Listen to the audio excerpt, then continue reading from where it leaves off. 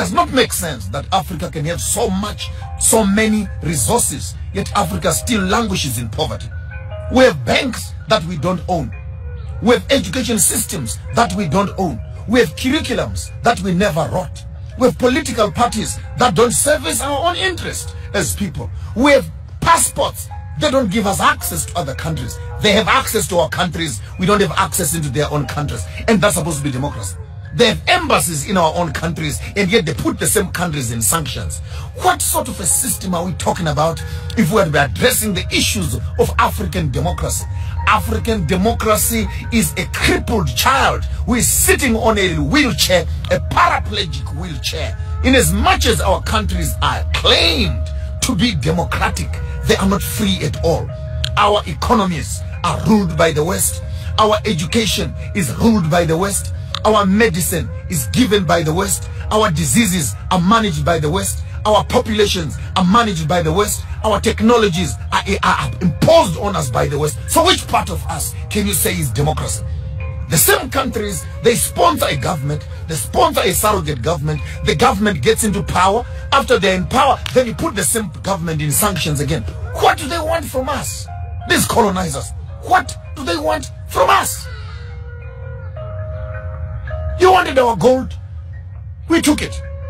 You wanted diamonds, you took it. You want our children and our body parts?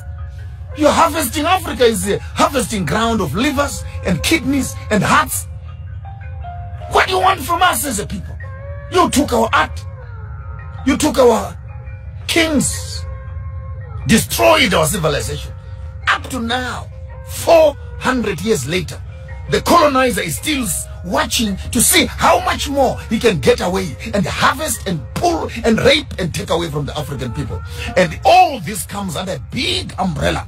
Africa is going to become a democratic state. But in the midst of democracy, what democracy has been able to do more than anything else, it is to solidify the borders of segregation between nations. The border between Zimbabwe and South Africa, put more fences, put more dogs. The border between Zimbabwe and Mozambique, put more fences, put more dogs. The border between Zimbabwe and Zambia, put more fences, put more dogs. Botswana and Zambia, put more fence, put more dogs. And all these African countries walk around each other in funny little ties, flying around the countries, sitting around United Nations, Africa Union, and we are discussing issues of democracy. The first idea when Africa wants to discuss democracy is how do we restore the African dignity by destroying the borders that separate the African children.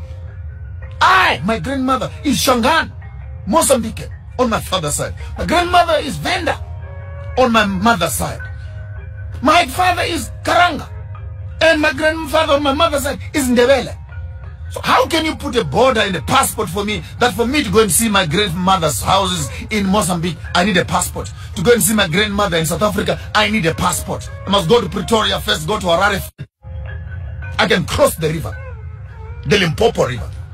And this is the form of the democratic Africa that our leaders are constipated with. I'll spill the beans as loud as clear. African democracy identifies a few educated, parodic Africans who become political parties.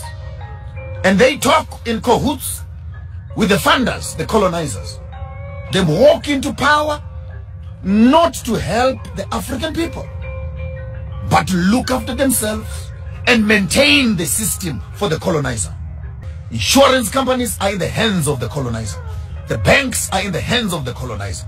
Manufacturing industries are in the hands of the colonizers. The pharmaceuticals are in the hands of the colonizers. Medicine, clothing in the hands of the colonizers. Technology in the hands of the colonizers. You'll be shocked to discover we are still slaves and servants working for the colonial system.